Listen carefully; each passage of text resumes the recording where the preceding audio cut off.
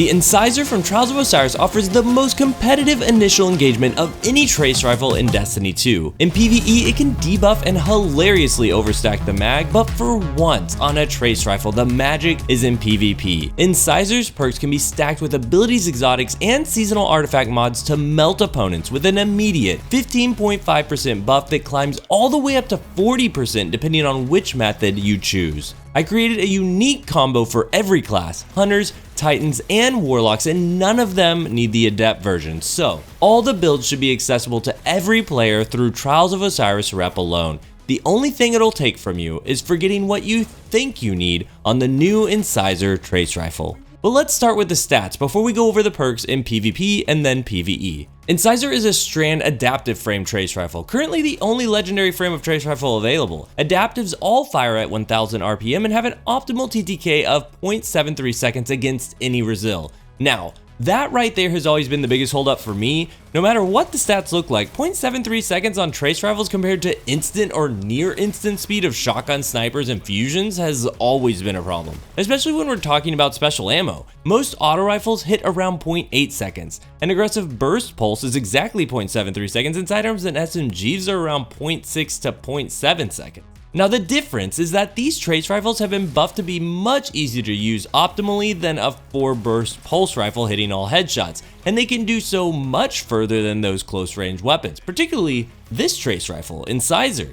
Incisor has the absolute best base range stat of 71, and once you spec it out, you're hitting nearly 40 meters at max damage with this thing. That, along with the perks we'll talk about, is what separates it from primary weapons. Stat-wise, Incisor is also tied for the best stability with the raid trace, Acacia's Dejection, at 80. Incisor really is almost identical to the raid trace, both a good step above the other trace rifles, but in my opinion, Incisor takes the title as the best overall stats thanks to the range and stability stats in particular. All trace rifles have an aim assist stat of 100, so I want you to ignore that stat right now. If you've never dug into trace rifles, you might see the stat and be like, oh dang, this thing's loaded. And it is, but just not with the aim assist comparatively. It does have a recoil direction stat of 94, and at first I tried to correct this with the counterbalance mod, but after using the trace for several hundred kills on various versions, you really don't need to worry about it too much. I don't feel like I need the counterbalance mod at all. What this thing does need is perks, because we've got to bump that TTK to something faster.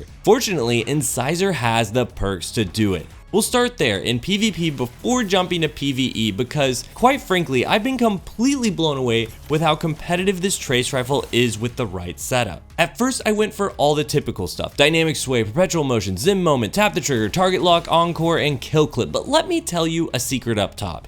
You don't need hardly any of this. Kill clip is the one thing I'm going to come back to because it is really good, but you do have a bit of an ammo problem with it, so it doesn't work with everything. Target lock does nothing on this trace because of how big the mag is and how long it takes to get going in PvP, and the rest of the ease of use perks, dynamic sway, perpetual, zin, encore, and tap the trigger, are just entirely unnecessary. I never felt like, man, if I only had one of those ease of use perks, I would have hit those shots. Either I'm hitting them or I'm not. That just feels like the nature of trace rifles despite how much love these perks are getting on my timeline, especially when you consider the great stats Incisor has that we just talked about. I'll take the hard stance here that what should be getting all your attention is slice and subsistence in the third column and killie tally in the fourth. Kill clip 2, it's just a little specific, but we'll definitely get to it. I'm gonna work with slice a lot, so let's talk about that first because there's a secret here that I don't see hardly anyone talking about. You activate slice by just using your class ability.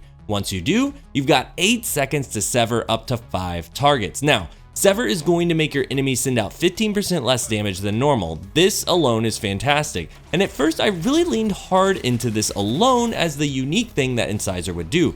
But even when I stacked it with woven mail for more damage resistance on top, I was just not impressed with the results. I was always stuck with that initial 0.73 second TTK value to dish out myself. I needed more, and then I found it in several different ways. The first was through artifact mods. Torch, while radiant, get a 5% increased weapon damage buff against enemies that are affected by strand or stasis debuffs. This includes sever, and yes, this works in PvP. This obviously led me to Hunter first because I can just dodge and get radiant. We'll get to Warlock and Titan too as they are just as strong, and then go over exact god rolls, but we'll start with this powerful combo on Hunter first. I call it Fire and Slice. When you do that acrobatic dodge, you activate both Radiant and Slice at the same time. This gives your opponent 15% less damage output and gives you 15.5% damage buff from the combo of Radiant's 10% on top of the Torch artifact mod 5% since you are Radiant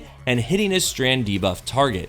This is a heck of an opener in any Crucible mode. No matter how you spec out the rest of the weapon, just having Fire and Slice will decimate most Guardians at 0.6 seconds. I have never had so much success out of the box with a Trace Rifle. No pre-eliminations required. And things only get better as we go through the rest of the perks, because this was just using Slice and acrobatic dodge. Let's talk extra damage with Killing Tally and Kill Clip. For Hunter, I'm gonna say the joy is in Killing Tally. The reason why is because you don't want to use this thing up close. You want to use your 35 to 40 meters as the optimal place to fight from. That means you don't have time to run and grab ammo. If you get within 20 meters, you're in adaptive fusion rifle range, and if you get even closer, you're in shotgun range. Remember, Kill Clip requires you to grab that ammo and reload within 3.6 seconds too. So if you're far away, that's not happening. Killing Tally, while only a small buff, does not require a reload and has no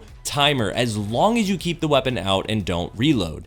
There were countless trials matches this weekend where I got one kill and the second player was right there next to them or came around the corner next, and if you're going in quick succession, then you'll still have the Radiant and Slice combo going, which means you'll have Killing Tally times 1, 5% buff on top of Radiant's 10% buff on top of Scorch artifact mod giving another 5%. Bringing you to around a 21% total buff that's now a 0.6 second TTK across the board, and only 0.8 second body shot only TTK for most resilience levels.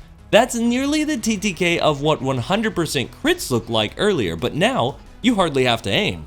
Okay LEGO, what about when Slice runs out? Radiant lasts a while thanks to Ember of Solace, and I can get it again later on a melee hit with Ember of Torches, but Slice only lasts 8 seconds after my first dodge. Here's the thing, if you're running around for a bit and pick up an orb from your Reaper mod, not only can you pick up another 5.5% buff from Surge mods, but you can also activate Unraveling rounds from the artifact mod Unraveling Orbs.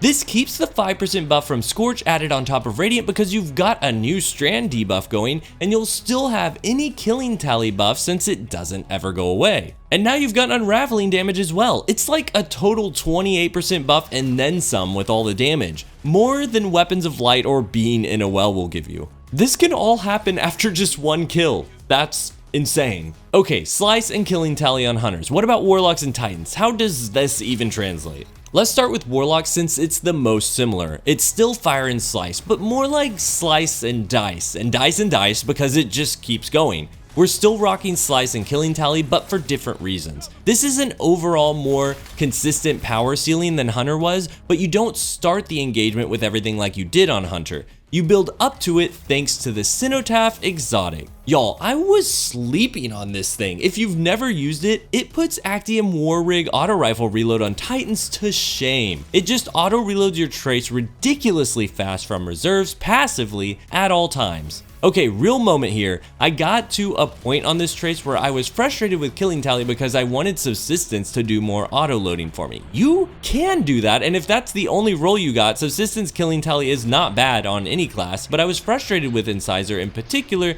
because the seasonal craftable trace, Appetence, had both Overflow and Killing Tally and seemed to do everything with Killing Tally better than Incisor. Cenotaph fixes all that. So here's what you do. Run Phoenix Dive and Celestial Fire, and just play the game as normal. Sure, if you have a chance at throwing a melee and proccing Radiant from Ember of Solace, you could do that and immediately activate Phoenix Dive. Then you'd have the same 0.6 second TTK with Slice, Radiant, and Artifact Scorch that Hunters had, but I'd encourage you to just play it out more, because the more I just played the game as normal and let all this happen naturally, the better it felt. Let me explain. You can just use the trace like a primary, stack up Killing Tally, and pick up special ammo from fallen teammates. Cenotaph will reload as you go. Even if you hit 0 ammo, just keep out the trace and pick up ammo you see. You'll keep whatever Killing Tally level you're at as Cenotaph reloads it. And then when the right moment comes, where you do use your melee and hit someone, then you Phoenix Dive and activate Slice and Scorch artifact mod at the same time. If this moment happens while you're at killing tally times 3, you'll hit around a 33% buff with a 0.53 second TTK up to 40 meters across any resilience level. I had it happen in my first game playing with this combo, and in the moment I missed a ton of shots and I still felt like I absolutely melted this player. And remember, after moments like this, you can just keep going because killing tally times 3 will be waiting for you to have that moment to proc Radiant again, and Cenotaph will reload any ammo you find. This sounds like a lot, but my Warlock is my least played class. I got the exotic for this and the Titan build and then got all these clips in one day. It all just flows so naturally, you really don't have to think too much about it. You just put out the damage. I think this is the most powerful uptime of all the builds, so definitely give this a try if you're a Warlock player. Super fun build. While Warlocks have the most powerful uptime on damage, I think Titans might have the coolest Incisor combo. No, quite literally. No fire here, I'm talking slice and ice. And on this one, I'm gonna finally recommend Kill Clip. I stayed away from Kill Clip on the other classes because this trace is more powerful when you use it further away. I'm going to utilize the distance here for sure, and slice as well, but the power of this build brings you up close. Just like how I went out to grab the exotic for the Warlock, I went out and grabbed this Titan exotic the same day, the Cadmus Ridge Lance Cap Helmet exotic.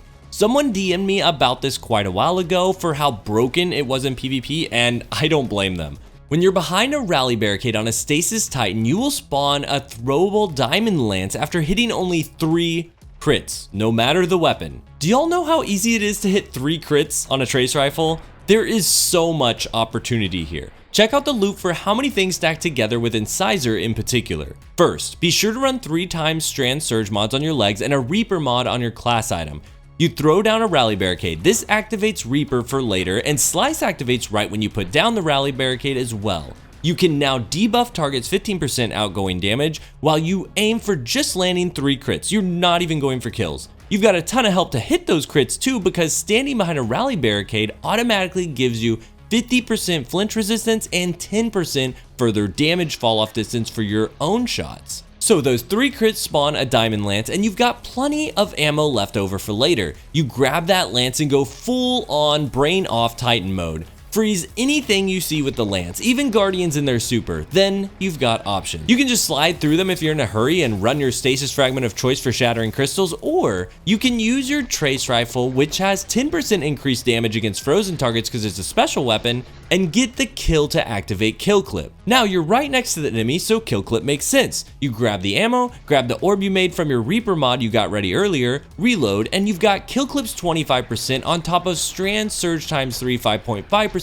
for nearly 32% total damage buff. That brings you to a 0.53 second time to kill value against nearly any resilience level. Up to 40 meters. This is crazy, and there is so much you can add on here. For instance, I started throwing glacial nades next to my rally barricade to let the chains fragment grant me an extra 5% damage resistance on top of the 15% severing I was doing to opponents from Slice. You could even use Rhyme to grant you overshield if you broke some of the crystals with your rally barricade placement. That's so much protection to get all this going, and I still feel like I'm just hitting the tip of the iceberg with this one. Next is complete God rolls, but I want to address a question that may have come to your mind at this point. You may be thinking, Lego, why not do this on other weapons with Slice? For Hunters and Warlocks, you could use primary Slice weapons to do all the same things and get Radiant to stack with the Torch fragment with the Slice debuff, and you could also use primary weapons to get the Lance Cap, making those Diamond Lances for you. I thought of all this too, and I have to say Incisor really felt like the best in every scenario due to the combination of Slice, the amount of ammo you got compared to other special weapons, and the amount of special ammo with the trace rifle. There are currently 7 non-heavy weapons with Slice, and I went straight to try it out on primary weapons to see if these builds could be better there. I've got the Iron Banner auto with Slice and Onslaught, and the Comp Pulse with Slice, and neither of them felt near as good as the trace. On Fire and Slice for the Radiant buff, I would say the auto rifle is runner-up because the steady stream of buffed bullets felt awesome, but that initial 15.5% buff was much more meaningful on the trace than the other weapons. Then on the Titan Lance Cap, 3 crits with a trace is so easy, and you really need special ammo to take advantage of the frozen target kills. So Incisor with Slice just felt really good in all these scenarios. Okay, let's talk PvP God Roll specifics. The perks will look a little different depending on your class, and the barrel, battery, and masterwork will be different depending on if we're talking adept or non-adept. The goal being to max stability and range as much as possible, with a slight preference towards stability. To do this on the non-adept, I'd go small bore, and either projection fuse and stability masterwork or particle repeater and range masterwork. Doesn't matter which one you do on the non-adept. You'll end up with 97 stability and 88 range. Just fantastic stats. I'd use a counterbalance mod on the non-adept, since it's probably the best stat boost you can give without adept mods. For the adept version, I'd still go small bore on the barrel, but the order of battery and masterwork does matter, because whatever your masterwork is will not get the extra stat boost from masterworking the adept. If you get the wrong order, I mean, it's fine, but for best results, I'd look for particle repeater on the battery and range for the masterwork, so that you get the extra stability boost when you masterwork it. This puts you at 100 stability and 88 range. And since you have adept mods available now, I'd slap on an adept range mod in there to bring you to 98 range on top of that 100 stability. This is exactly what I've been running, and it feels perfect. So that's everything up to the third and fourth columns, and at that point it will depend on what class you're running. For both Hunter and Warlock, I'd recommend Slice and Killing Tally for the Fire and Slice build we've laid out for those. If you want to focus on stacking up that Killing Tally on Hunter, or you're not running Cenotaph on Warlock, you can always run Subsistence in Killing Tally. It's a good time, but I just feel like this season the Slice combo with Radiant and Scorch is so ridiculously free that it's hard to pass up. Then for Titan, we'll switch out Killing Tally for Kill Clip. Everything else exactly the same. So if you're adept, that'd be small bore, particle repeater, range masterwork with an adept, range mod, slice, and kill clip. Run the lance cap so you can get up close to grab the ammo on kills. PvE has me talking about mostly the same perks, but for a vastly different experience.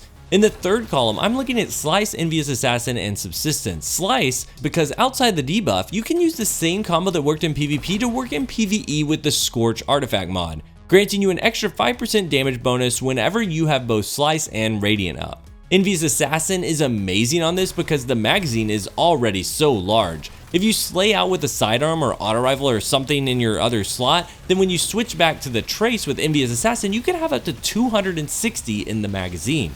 Subsistence also keeps your mag up, but it does it continuously rather than all at once ready for you. All these sync up really well with the fourth column perks, Target Lock, Kill Clip, and Killing Tally. Target Lock is a little funky because the mag is so large at base that you have to hit 115 shots continuously before the full 40% of the buff kicks in. That's pretty easy to do with Envious Assassin combined, but it takes so very long for the damage to ramp up. I often found myself wishing for something stronger from the get-go. You could pair either Envious Assassin or Subsistence with Killing Tally, and I think that works pretty great. Killing Tally is a 30% buff at ×3, but the problem for me with Envious was that you have to use a different weapon to get the mag up. So when you finally swap to Incisor with Killing Tally, you have to clear ads all over again to get the buff to ×3. So that's why if you're going Killing Tally, I recommend Subsistence or Slice. Subsistence on most characters to keep the mag going and use it to get Killing Tally up, but Slice if you're running Cenotaph Exotic Helmet. The auto reload takes care of anything Subsistence would have done, and you can just focus on being ready with Killing Tally and your solar equipment for any time your team needs you. This worked great because I could utilize the Fire and Slice PvP combo just in a much more chill environment. Finally, you've got Slice and Kill Clip, but I'm not sure I'd really recommend this in PvE due to the lower 25% overall damage buff. Killing Tally ×3 is 30% in PvE and never goes away unless you stow, and Target Lock is anywhere from 17 to 40% buff. I did still really enjoy running Lance Cap in PvE just like in PvP, and this is because the torch buff from Radiant and debuff works on a stasis debuff too. If you're wondering about Radiant, since we're in PvE now, I can get Radiant on any class with solar precision hits thanks to the Flint Striker artifact mod. Combined with Lance Cap, I'm creating that lance and getting Radiant at the same time I throw it. Whip out my Envious Assassin Target Lock Incisor and I'm melting everything. So any of these combos will work, but ultimately I'm going to recommend this PvE God roll. Small bore, enhanced battery, this takes the base mag up to 104, handling masterwork, Envious Assassin, and Target Lock. It was just always the best way to have a ton of ammo for a ton of damage, even if I don't think it is even close to being best in slot with all these hard-hitting PvE monsters we've had lately. It's just a basic good and pretty fun once you start stacking all the buffs and debuffs. All in all, I'm super impressed with Incisor, particularly in PvP. Crazy good stats and insane perk combos. I can't believe how good it can be off spawn, and I really can't believe that I'm actually excited to go back into the Crucible and use a trace rifle some more. A weapon type I thought was pretty boring and ineffective previous to this. But having that much speed with that much distance is absolutely crazy. 40 meters. And I hope you all enjoy giving the Fire and Slice or Slice and Ice builds a play no matter which class you run. I definitely enjoyed playing my Warlock more than I have in a long time, so I recommend to grabbing an Incisor even if it's just turning in engrams for a non-adept roll. This has been Lego Flash. Until next time, GG.